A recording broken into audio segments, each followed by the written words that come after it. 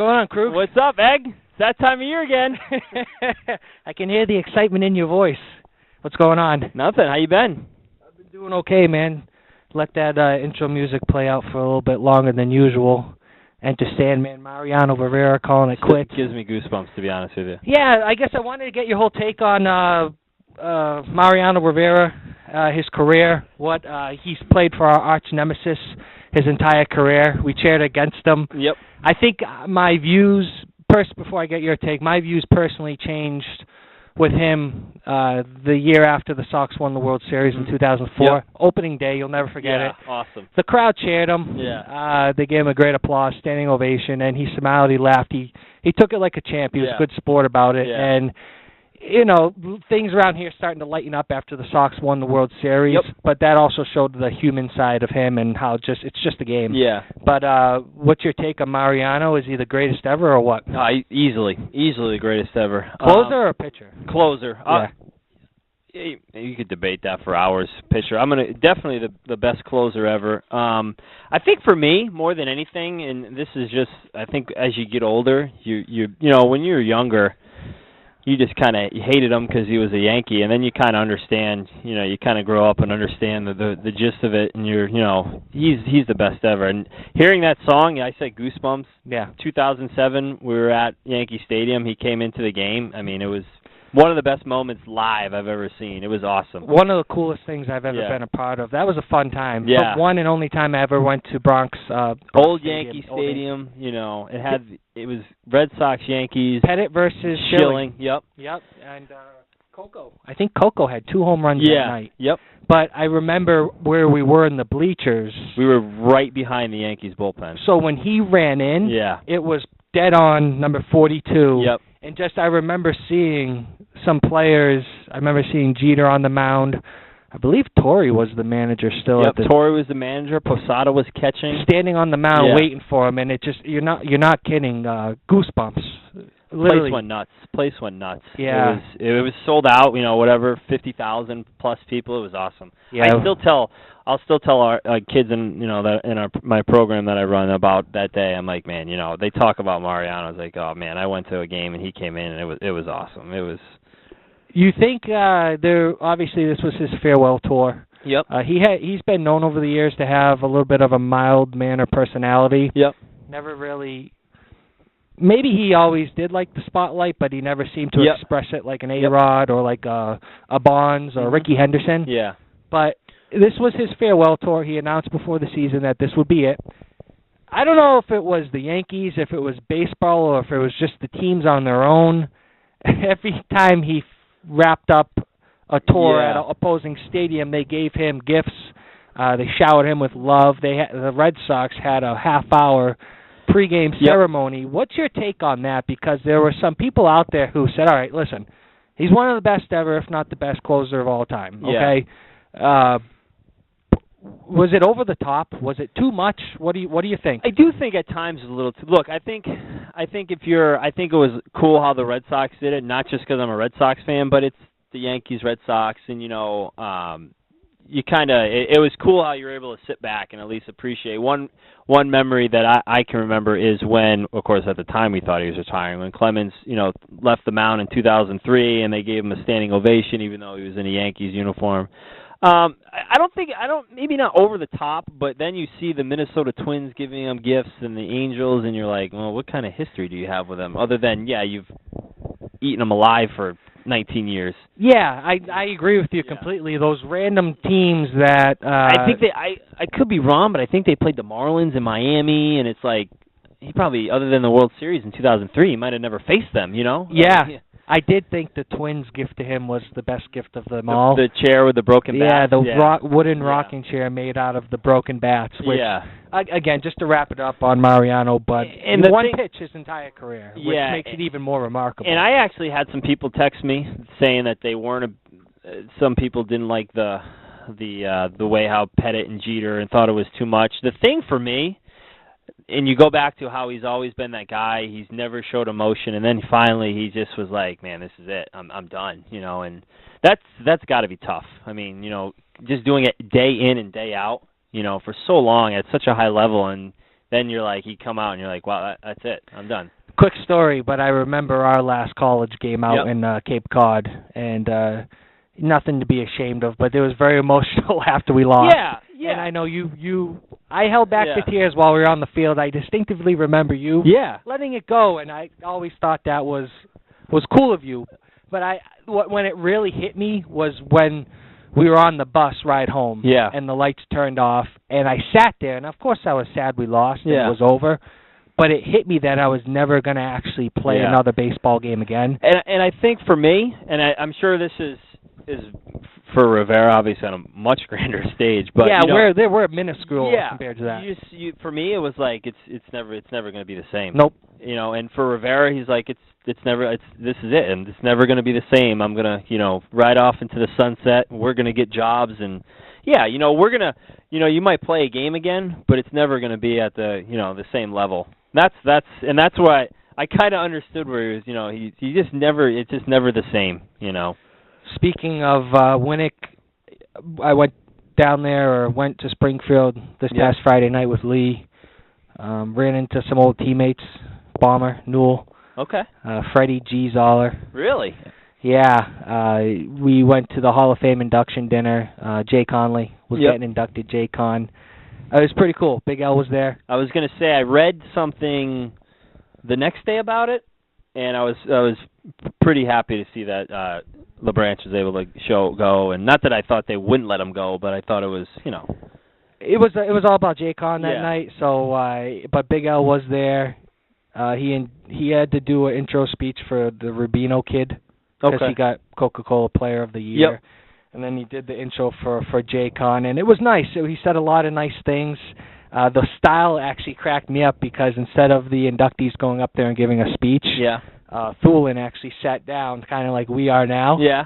And just brought a microphone? Yeah, 2 microphones. That's awesome. And I went over to Lee. I said, hey, they're podcasting right now. But no, I'm gonna send this out to Jay. So if he listens, congratulations, Jay. Congratulations to Jay.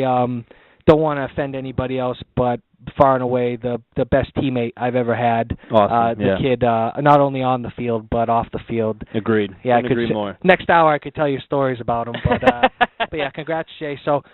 Got a couple segments that we want to get into today. I figured no better name for this segment than 8 with 8. That's a great name. That's a great name. For those of you who don't know, you didn't start off with number 8 in college, but you got there eventually and finished with it. That is your number, safe to say? Yep, number 8. It's what I always wore. So any reason why? Carl Yastrzemski. My dad was a big Carl Yastrzemski fan. Yaz. Yep. Everyone asks that. Yaz or Cal Ripken? Carl Yastrzemski. I actually was looking at Yaz's stats. Mark had given me an old magazine with, actually the name of the magazine is Future Hall of Famers. Really? Like back in the mid-'80s. And I should show you before you leave, but Yaz was one of the guys. It might have been before the 80s now I think about it. But his stats and his longevity. Unbelievable. And to stay with one team for over 20 years. Yeah. Unreal. He was in this is, I didn't get to watch him play because he was the David Ortiz of that era in the sense of his clutch. He had a ton of walk-off that 67 season. He single-handedly carried them. And there are still baseball statisticians who say that last 2 weeks of the year, his last 2 weeks are the best 2 weeks a hitter has ever had in the game. Really? Yeah, just I think he had like 4 walk-offs in that last 2 weeks. Very mild-mannered guy too. He threw out the first pitch when they revealed his statue a couple weeks ago. Being in the public eye. He literally threw the pitch and walked off the mound. Was trying to go to the dugout to leave. Hates being in the public eye. I know a lot of times. When did they have him? Oh, in 2004, he threw out the first pitch in Game 1 of the World Series. I think he left after the first pitch. No kidding. Just doesn't like the spotlight, Well, got to respect him for that. Does his own thing. But 8 with 8, 8 with number 8, 8 questions. Not rapid fire, but we'll get your take on these topics. I mixed in some baseball, some basketball. We will talk ice hockey. Ooh! So stay tuned for that. I know you are a big hockey fan. I could talk my hockey. You love the black and yellow. Black and gold? Black and gold. Really? You can get in trouble for calling it yellow. Oh, my bad. Black and gold. All right, first question. I got for you. Rangers and Rays last night played their season. They finished tied for the second wild card spot, which I think has been a good success so far. Yes. But Rangers and Rays, they played in Arlington, Texas. David Price up again against Martin Perez, I think it was. Yep. Each team, had 37 active ball players on their squad for last night. Typically, throughout the Major League season, until you get to September when rosters expand, you can keep 25. Mm-hmm. So what is it? Usually 12 pitchers, 13 positional players? Yeah. Depending on the team. And you can call guys up, send them down. Yeah. John Smoltz talked about it on the broadcast, but 37 active guys. Do you think that is too many guys for one team to have active for one baseball game? Yes. I still don't understand why they even expanded to 40 in the September. I mean, what's the reasoning, really? To give minor leaguers, I guess, some experience in the bigs to get their feet wet would be my guess.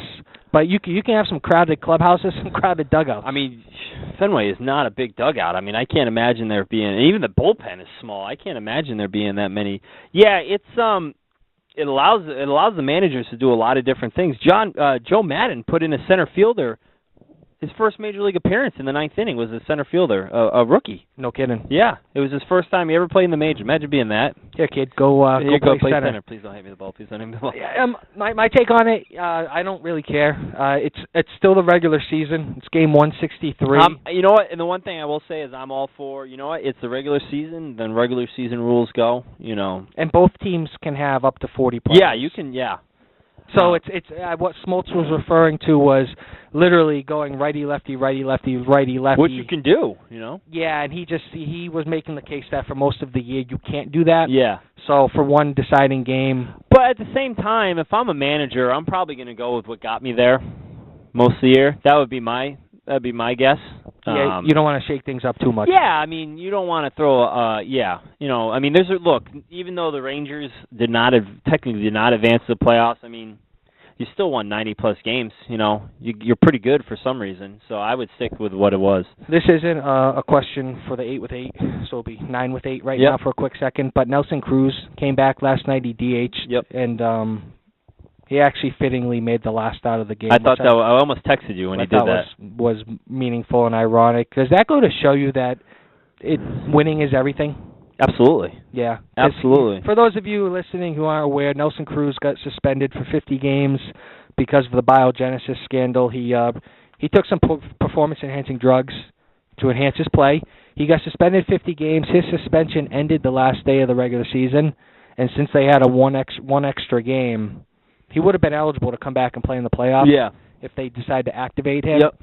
But he not only was activated, but they put him in the lineup. I think he batted 5th or 6th. He DH'd and hit, I think 5th. Yeah. I'm not 100. But you know what? The rules are the rules. The Rangers, applied to those rules, and, they decided that was their choice to put him in. I put this on baseball. Wait one more day to suspend him. Or suspend them throughout the whole regular. I don't understand it. You can never assume that there's going to be a game 163, but you got to figure. Well, you knew when he got suspended, they were in the race. Something could happen. They were going to be in it pretty much all day. One thing I will say is, I don't remember who said it, but if you're the Rays, the way you look at it is, well, if Nelson Cruz was in the lineup before, we probably wouldn't be in this game because he probably would have helped him win one more game. Sure. Because he's very good, What bothered me, the crowd and the home crowd gave him a standing ovation. I didn't see his first at bat. I heard it on the radio. I was driving home. I hooked up my iPhone because I got ESPN radio, so I wanted to listen to it on the ride home. And I heard his at bat, and I could hear I thought I heard booing. I'm like, all right, good, they get it. And the crowd, I don't know who was doing the game, someone from ESPN, he said, they're not booing, they're cruising. I was like, you got to be kidding me. They were waving towels. Yeah, there were signs, welcome back, Cruz. It's like, whoa. Not my cup of tea. Yeah. I don't think he should have played, but it is what it is, and we'll see where it goes from there. Really affect the outcome. Yeah, question number 2. You actually sent me a text message about this yesterday.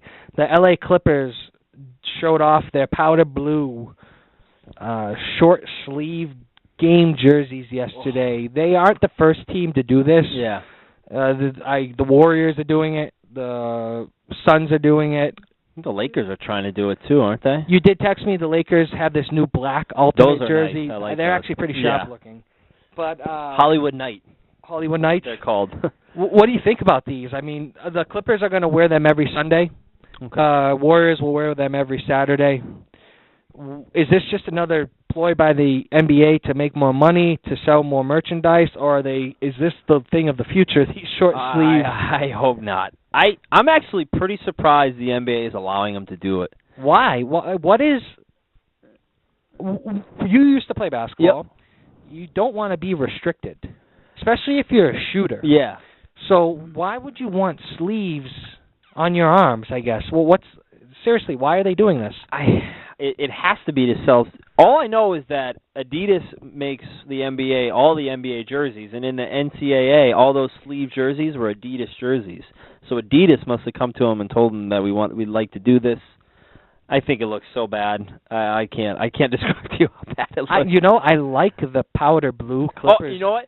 I sent you the text message with a picture, and I looked at it again. I'm like, man, if they just made those regular sleeves, those would be really nice. Because I like the powder blue. I like even when baseball teams do the powder blue. I think it's sharp. Yeah. The next thing you know, they're going to be wearing pants in the NBA. But you see it sometimes in college. Some of the kids are wearing like Under Armour long sleeves. It's like, what are we doing? Yeah, so... Remember last time I played basketball, I got pretty sweaty. I don't know. I don't need sleeves to keep me warm. Yeah, exactly. Especially in Los Angeles. I mean... Doc Rivers came out and said, called the Lakers the best franchise in all of sports. Don't know if that was meant as a shot to the Celtics, if he was just trying to warm up to the LA fans. The Lakers aren't even the best franchise in the league, never mind in all of sports. The more time passes, and media day was yesterday and this week for NBA teams, so all the new players, all the current players, returning players, all the coaches are talking now. Yeah. The more I read about Doc, the more I hear him talk about, the Celtics and leaving, the more I don't like him. And I hate that because I really want to like him forever. I still love him, but he was on, I think it was Dennis and Callahan, and they were trying to... They were discussing everything that came out on the Boston side through the media, allegedly, and he shot down everything. Well, it's actually this way. At some point, just let it be. He came out. Realistically, he's in a better spot. He's in a place where he has a chance to compete for a championship. He didn't want to rebuild. Yeah, and that's fine, and he got out of it. So you know what? At least thank him. They could have made him either A, stay, B, say, look, you can go do television, but for the next 2 years, you're going to be under contract, or 3 years, be under contract with us, and you're going nowhere other than us. Does that bother you? And I'm getting sidetracked from this whole, I'm trying to stay organized here, but more questions are popping into my head. Yeah. Does it bother you? It happens a lot in college where coaches bounce around, and especially in college when, Urban Meyer or Pete Carroll. You know what bothers me in college is the coaches can bounce around, but if a player transfers, he has to sit out a year. Yeah, that's screwy. It's weird. But does it bother you when a guy comes out and says, no, I don't want to coach these guys because we're going to suck, so I want to go coach a team that's better? Does that bother you? It does, and you know what bothered me is I think it happened at USC with Pete Carroll, and I think eventually down the road it's going to happen. You're going to find something out about Oregon with Chip Kelly is they leave when they know stuff's going to hit the fan. Pete Carroll left, and then they had all these sanctions, and Chip Kelly left Oregon, and there's some NCAA, they're going through some stuff. It drives me. They're leaving everything behind and say, hey, the next guy's got to deal with it. You know. So all the money pretty much the colleges are still making a ton of money off these programs. Yeah. But they're put on probation. They're not allowed to participate in bowl games or important bowl games. Yeah. So it seems like it happens a lot, and it happens at every level. I think a lot of those guys are really just scumbags, to be honest with you. Yeah, I agree. In a way. I mean, they can go wherever, whenever they want. Yeah. I mean, think about these guys are getting these contracts like they're 10, 12, 14 years, and then they just leave after 2. Yeah, it's almost like the NHL. Yeah. Where they give out these 10-year contracts, to help with the salary cap, and because Brad Stevens with Butler, got a big contract. He got a huge contract. Literally 2 years later, he's said, coaching the Celtics. I'm going to go to Boston. Question number 3, sticking with the NBA theme, Michael Jordan, who in my opinion is the best basketball player I've seen in my lifetime. Mm-hmm. Bill Russell, I think, is the greatest champion of all time. Yep. But Michael Jordan, just something about watching that guy. It was like Pedro. Yeah. When Michael Jordan played, you must watch TV. You stopped what you were doing and you watched. He said he doesn't think he would lose to any current NBA elite player right now except for Kobe, because, quote, he steals all of my moves. Okay? Question for you. Yeah. If Matt Kruger played Jordan one-on-one, how long would it take you to get one single point? How many points would he score before you got the ball back and were able to score 1 point? Are we playing make it, take it? Yeah. There's 2 ways to go about this. You just get the ball and throw up a shot and hope the first one goes in, because once you give it to him, you're not getting it back. Do you think you could even get a shot off? If he played you like Game 7 of the NBA Finals? No shot, because I would be like pump fake and he wouldn't even move because he knows that I can't jump higher than him. And I saw those quotes. I didn't hear the Kobe part. I still look back and I love that kind of stuff because he hates to lose and he always wants to be. I love that kind of stuff. You hear these guys that hate just you can't play ping pong with them because they don't want to lose. It's awesome. He turned 50 this year, and there were some articles online, and I can't remember which websites. Yeah. With his trainer. Yeah. Who actually is working with D Wade right now. Supposedly got D Wade into some tremendous shape for this upcoming season. But he was saying how he literally has a binder full of workouts and routines and nutrition plans and meal plans in case he gets a call from Jordan saying, hey, let's do this, I'm coming back. So he actually has this inkling. I think he's prepared. I think it was earlier this summer, Larry Bird was practicing, not hard, with the Pacers, and they said he was just throwing up shots and hitting everything. I love that kind of stuff because they get back in the groove and they're just like, oh man, I love to compete. I think they never lose it. They never lose it. No, you don't. Yeah. The next question number 4. Patriots are 4-0. They are undefeated. Red Sox finished with the best record in baseball. Yep. Tied with the Cardinals. Yeah. After winning only 69 games last year, remarkable turnaround. We could spend 2 hours talking about that, but we will at some point. The Bruins are coming off a Stanley Cup Series loss to Chicago. Yep. Okay, it's going to be tough, I think. I don't think any team has repeated as a Stanley Cup champion in the NHL in a very long time. I think it was mid-90s with the Red Wings. Yeah, and you would have to think if they had like 4 Hall of Famers on their team. Yeah, and you would have to think that if the Stanley Cup champion doesn't repeat, it's because they play so deep into the season. So Bruins literally had like 2 months off. So the runner-up, 80 days. Yeah. They had 80 days off. So it's going to be tough for them to repeat, but they have a solid team. They made some good trades. The Celtics are the Celtics right now. Yep. It's going to be a rough year. I think I finally come to a realization that it's going to be rough. Rondo isn't going to start the season. Sullinger came out and said he's nowhere ready to game action, to play in a game. Then I still think they'll be competitive. They're not going to get blown out by 30 points every night. Yeah. I don't think they'll be the worst team in the league. No, absolutely not. But I guess I say all that to say this. Who's the second best sports town in America? Because right now we're number 1. Oh, it's been number 1 for, 12 years? I mean, it's not even close. The run we're on, and I talked about it over the weekend with Dave and Adam. Yeah. You're waiting for it to end. Yeah. And it never does. Yeah. So you're right. It has been remarkable. Who's second best? Second best sports town. I'm going to go with. Oh God. Sorry, I didn't give you any time to prepare. I just kind of threw this at you. So second best sports town. How about New York? Chicago? Are we just talking about town or just success of their franchises? I would probably say success of franchises / caring.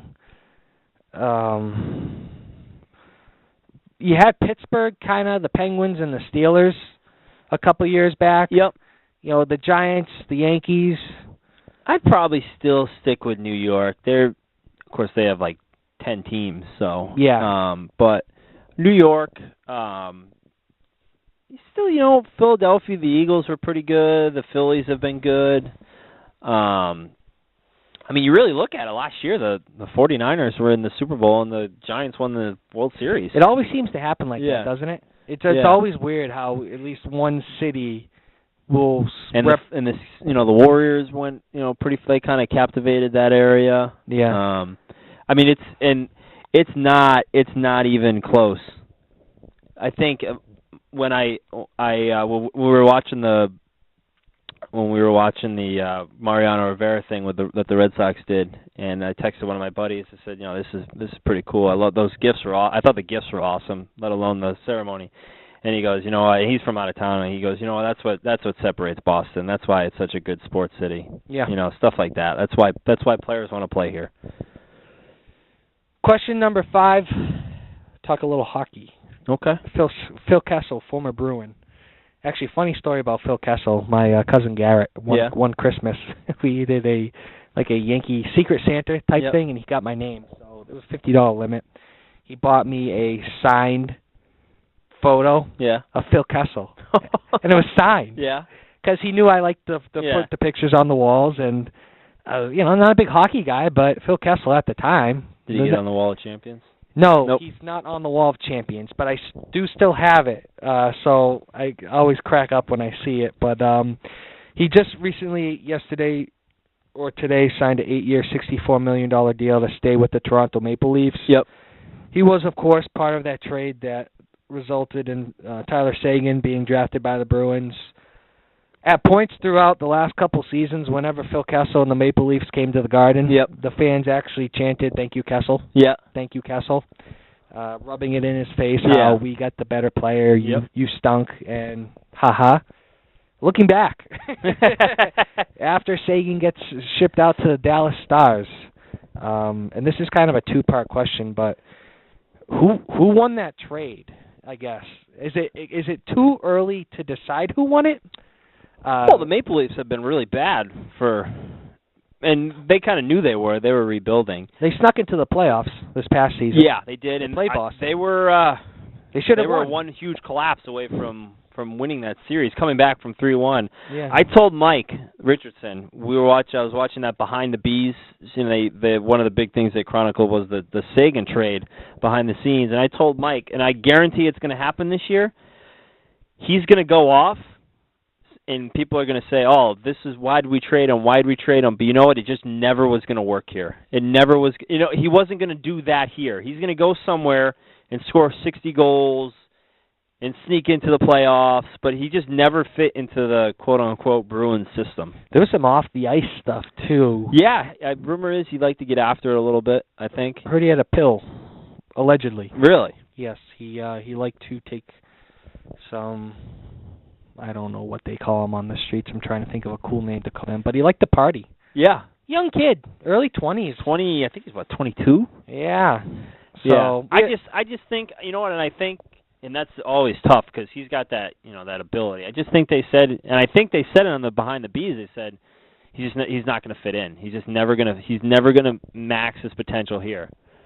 Is it safe to say the Bruins won that trade because they ended up winning a Stanley Cup? I was just going to say that. I think and not that he had a huge impact. He did that one game they activated him against the Lightning. I think it was like Game 4, and he went off. But yeah, he helped them during the season. Yeah, to get there. Absolutely. So he did participate.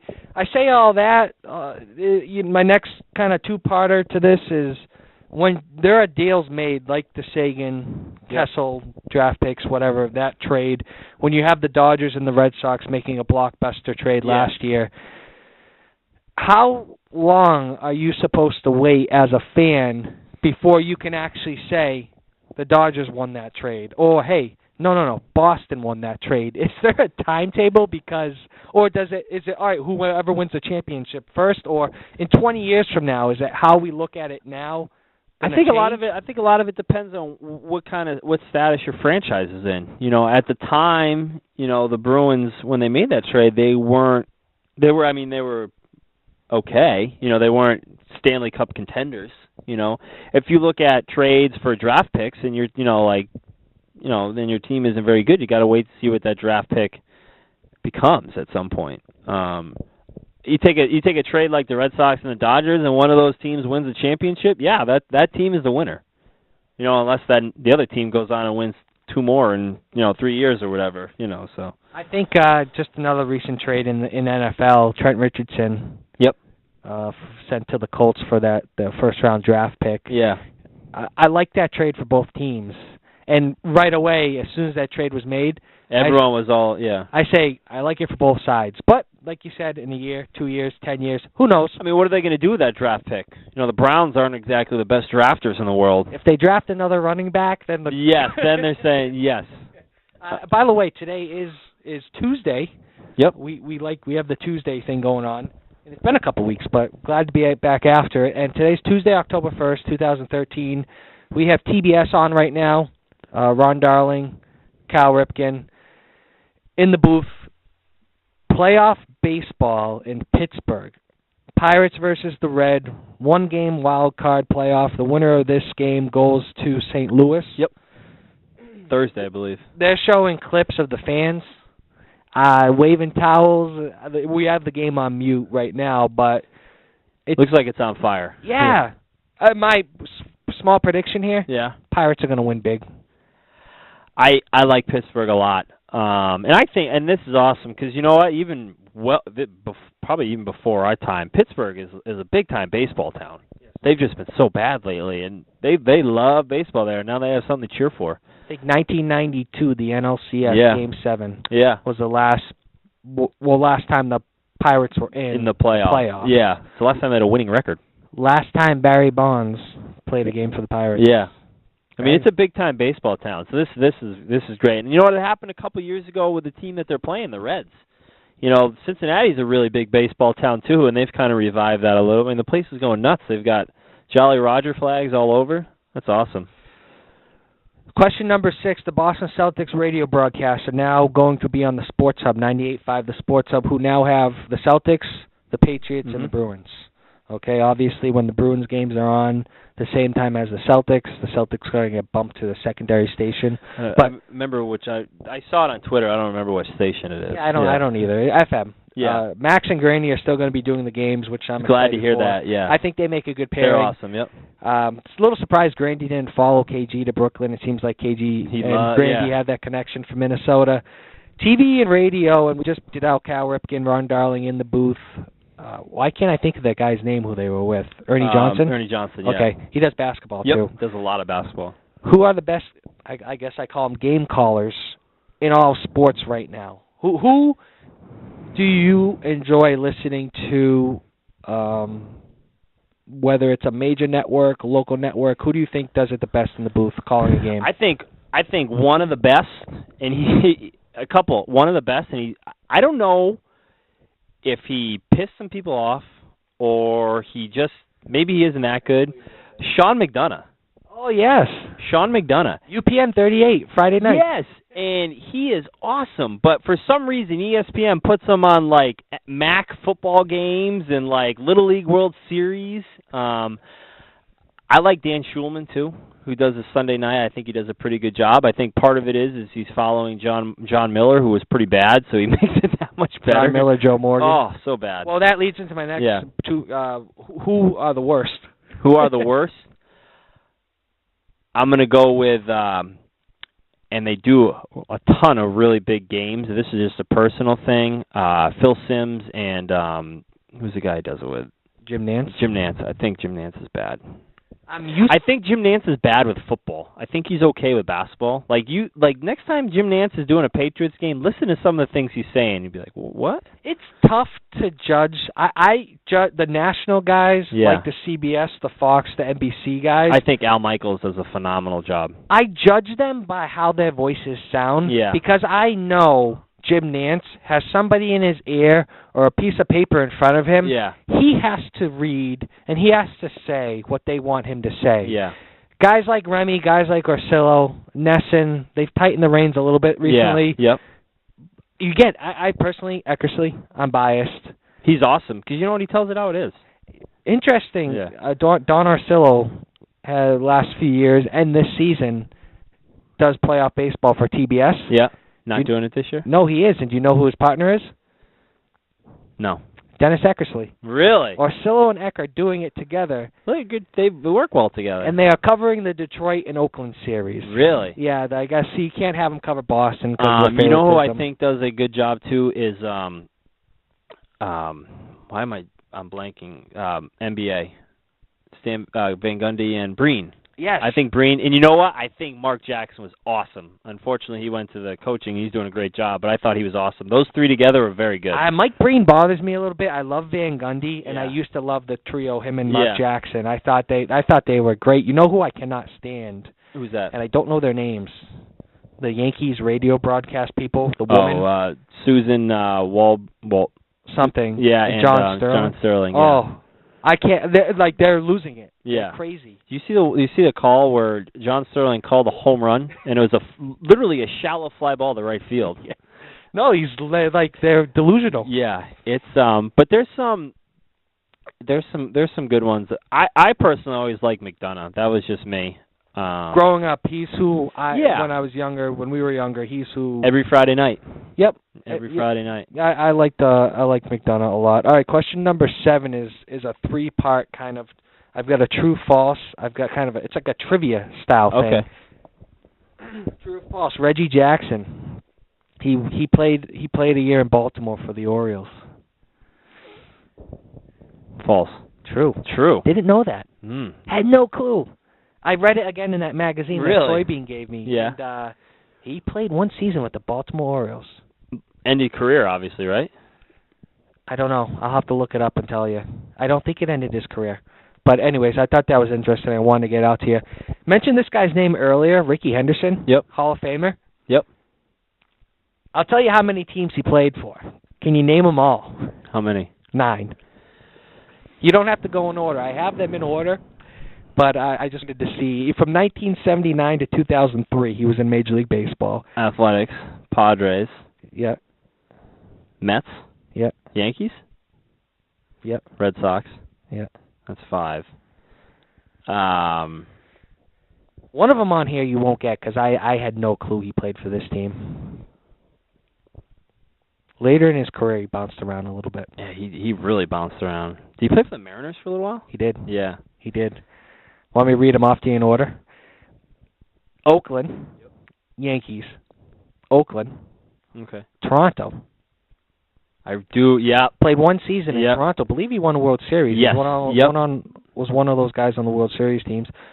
Oakland again. Okay. San Diego. Anaheim. Didn't know he played for Anaheim. Oakland again.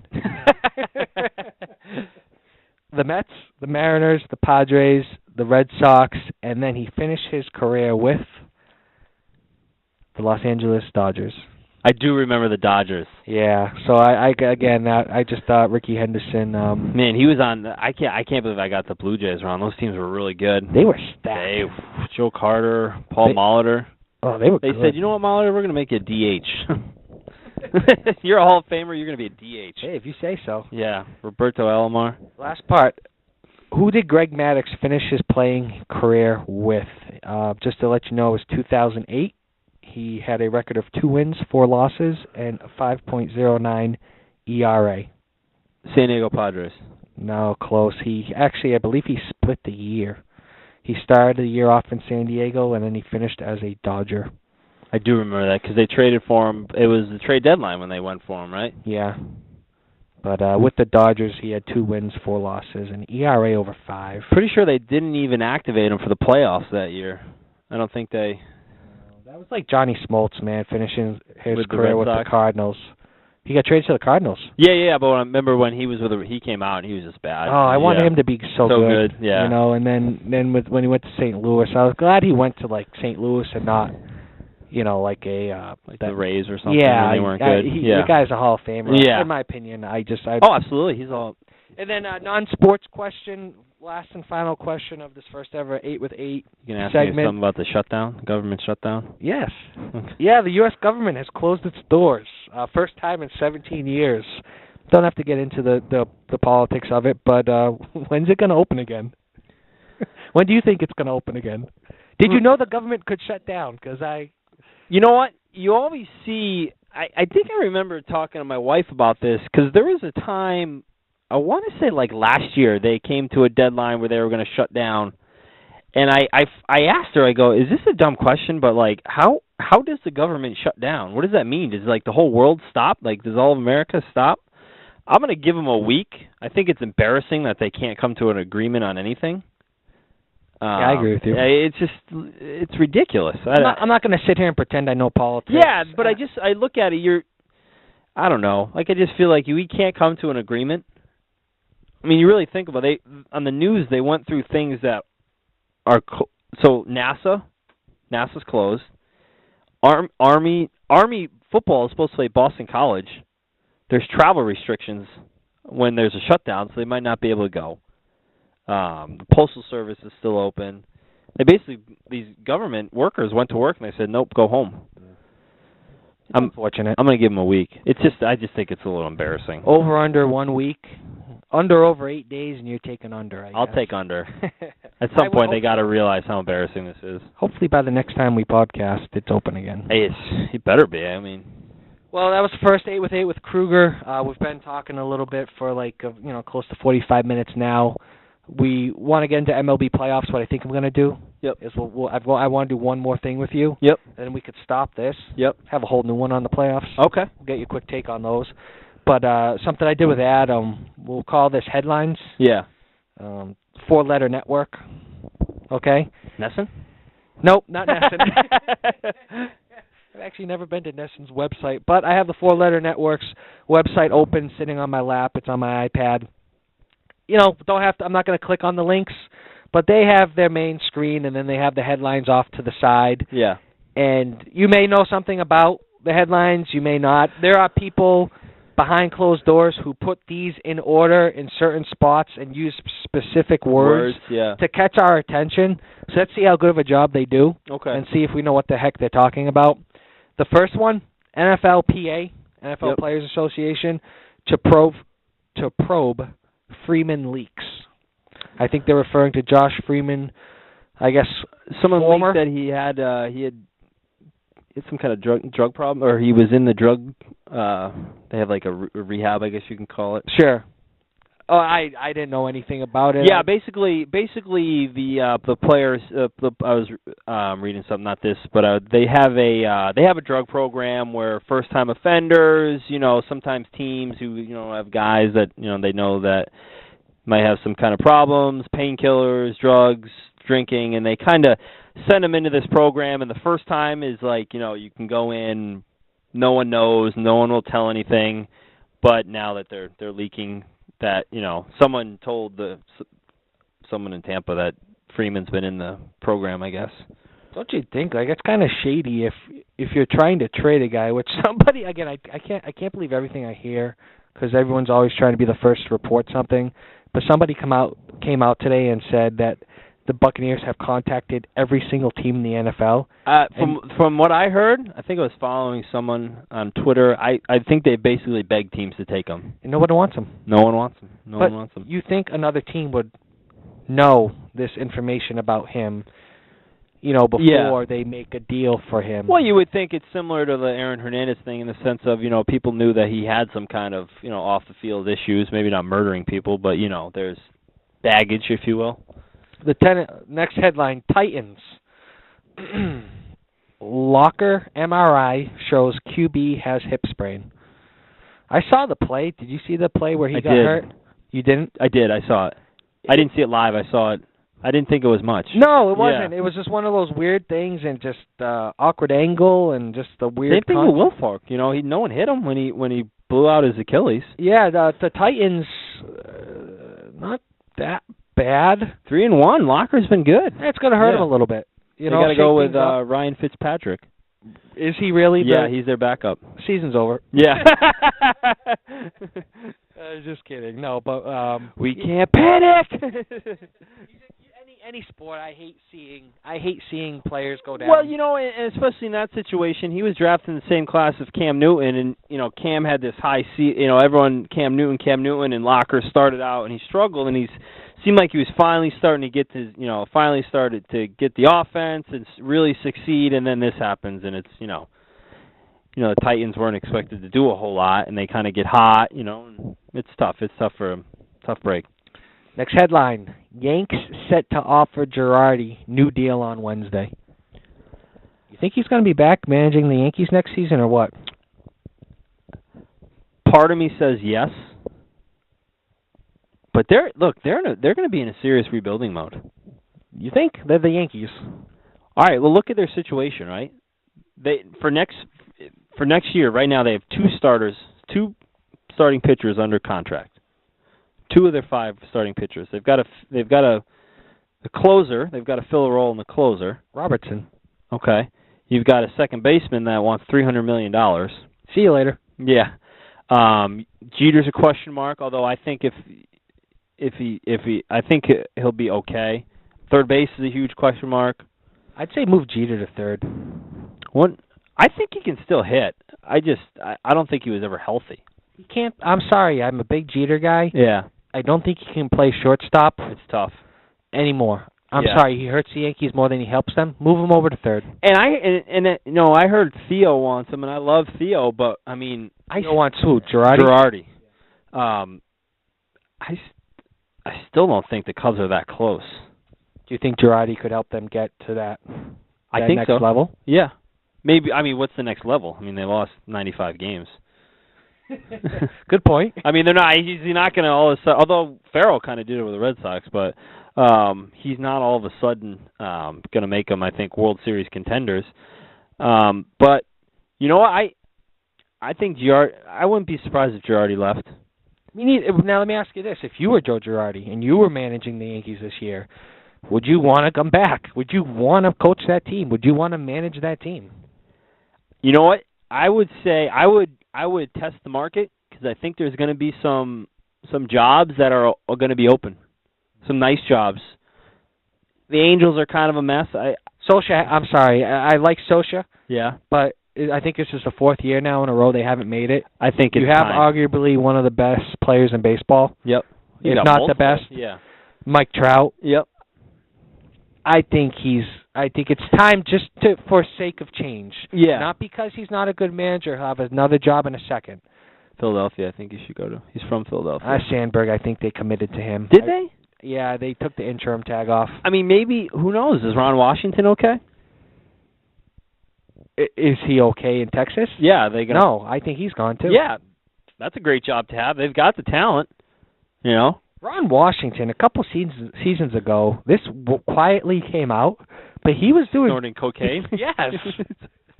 How come nobody makes a big deal about that? I don't know. He's a major league manager snorting coke after a game. However, I respect him.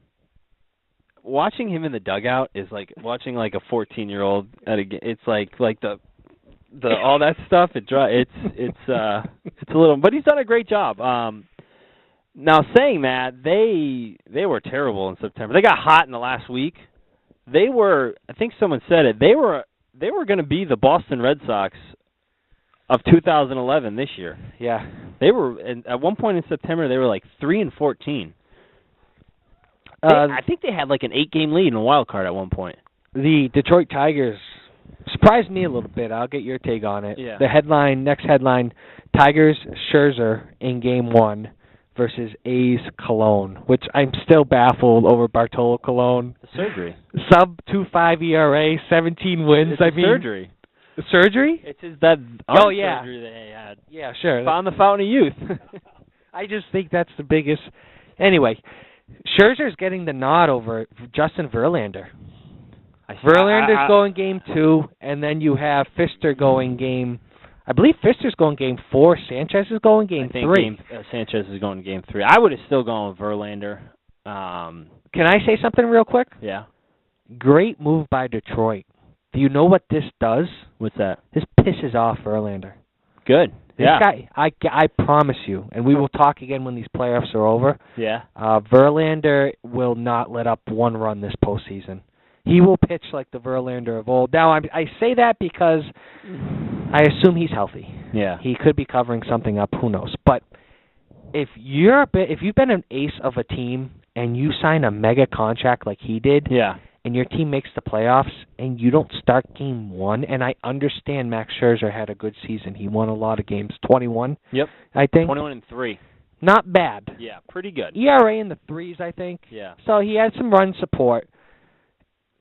But if you're Verlander, you're sitting in your rocking chair and you're going back and forth at night, and you're going, okay, all right, that's cool. I see how it is. Good job, awesome. And I just think that. What's your take? What's your take on the whole thing? I would have. I said it a million times. A little part of Max Scherzer still scares me a little bit. Now, saying that, the one thing I will say is Verlander strikes me as a guy that could come back on short rest. He's done it before. So if they, let's say, for instance, Scherzer doesn't pitch well game one, Scherzer doesn't pitch well, Verlander pitches well, and you have to make a decision on game 5, I think you'd be more comfortable bringing Verlander back on short rest than Scherzer. He's done it. He's been a horse in the playoffs, most importantly. If you're Jim Leland, great problem to have, to be honest. Awesome problem to have. It is. Yeah, they. I would have gone Verlander, but I understand. I think the Red Sox and Tigers are on a collision course. For the ALCS. I think it could be one. I think it could be a fantastic series. Oh man, the starting pitchers going head to head. You got Miguel Cabrera, Prince Fielder. I mean, let's not forget the Tigers made the World Series last year. Granted, they got swept. Yeah. But they ran into a hot Giants team. They've got a good ball club. Jimmy Leland, great manager. You see him after they won. He was the most. Yes. He's one of those guys who you know players like to play for him. Sure. They love to play for him because you know what, he's a hard ass, but deep down inside he always has their back. Next headline: D. Will. Yep. Which could possibly be his nickname on the back of his jersey when they play the Heat. Yep.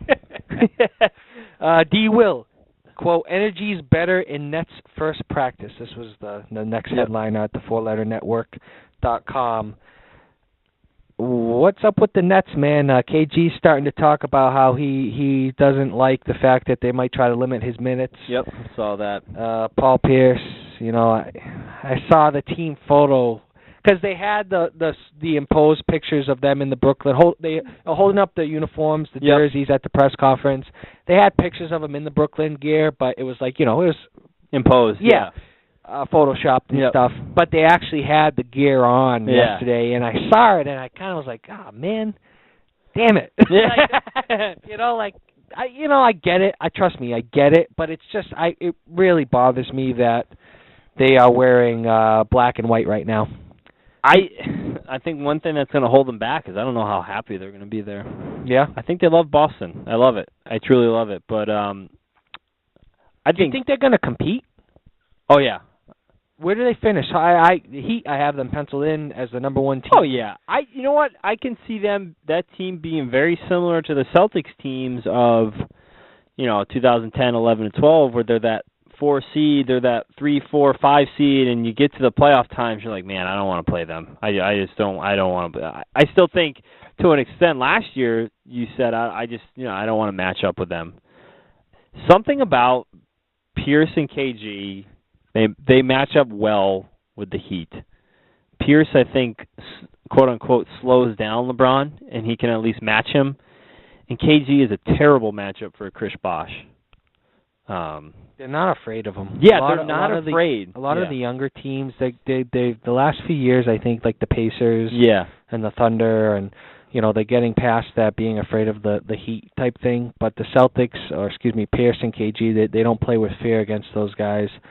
Michael Beasley back in town with Miami. I saw that. So is Greg Oden. Completely forgot Greg Oden signed with them. They brought back Rashad Lewis. Ray Allen's still there. And then I was looking at the Nets, and they've got Reggie Evans. Yep. AK-47. Kirilenko. They have Blatch. I think they're going to compete. I think they're going to be good. Lopez too. Can't forget about him. I still, I think they're much better than Knicks. I think I just don't. I'm not a Carmelo Anthony fan. I'm sorry, I'm just not, and I don't think he has what it takes to put a team on his in a game in the middle of in a game in the middle of December in New York on TNT primetime game. He's going to look great on Christmas Day at ABC. He will carry a team to a victory in a random December game, but when it means something, no. You saw it last year with the Pacers. Yeah. I mean, there was times where. J.R. Smith was literally shooting like 20%, and they needed Carmelo so bad, and it never happened. Last and final headline: Big Ben's finger ailing, but losing hurts worse. I am more excited and happy to see the Steelers 0-4 than I am the New York Giants because I do not hate Eli Manning. Yep. I hate Ben Roethlisberger. And I don't use that word a lot, but I don't like him as a player or as a person. I just think you talk about scumbags. He's right up there. Oh, I text, because I watched their game was on, because the Patriots played at night, so their game in London was on. He just looks like that guy that the hits have started to finally catch up to. Like big dude. Yeah. Taking a beating. I forget who I told, but I said he's going to be our Jim McMahon. Like at 52, he's not going to be able to remember. He's just gotten beaten up, and it's just catching up to him. They're old. They're old. And I don't know football like I know baseball, but I watch like guys like Troy Polamalu. He just looks slow, slower. I didn't know Polamalu was still in the league, to be honest with you. He's been hurt off and on. Yeah, they're just seasons. Yeah,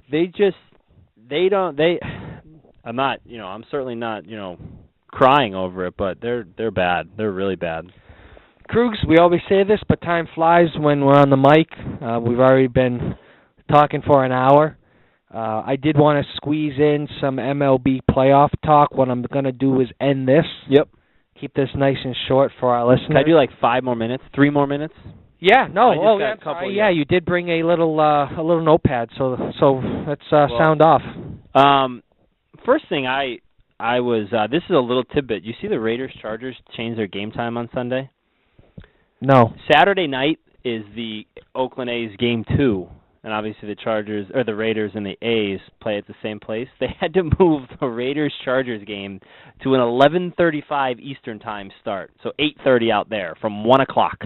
At night? At night. Hold on. So Sunday night? Sunday night. They're playing at 11:30? Well, our time, so 8:30 their time. But it was serious? a 1 o'clock start out there. Really? They needed 10 hours to get because they got to move the stands, put the lines. What a disaster. How embarrassing is that if you're the Raiders? Coliseum should be knocked down and rebuilt. Just kind of a couple NFL thoughts, and what are your thoughts on the NFL this year so far? You have some really good teams. Yep. Broncos, Seahawks. Yep. You have some really bad teams. Yep. Jaguars. Really bad team. And the Jaguars. The Giants right now. Is the offense starting to get to you? I feel like there's too much offense now. I've been saying it for a while, but yeah, it's turning into a fantasy league. I feel like you've got average quarterbacks putting up really good numbers. It's the way the game's going. More consistently now. It's the way the game's going. Like I watched a little bit of the Monday night game, and you can throw a guy like Tannehill as I don't know, middle of the pack kind of guy. I watch the games now, not being surprised when the defense comes up with a big play or stops them or holds them. You're really looking at defenses that are saying, "All right, hold them to 3, so we can get 7." It's like, yeah. I thought it was cool for a little while because some of the best, Brady, Manning, Rodgers, but now everyone's putting up those numbers. It's not fun anymore. I hear you, man. Yeah, I'm with you on that. I think the skill and the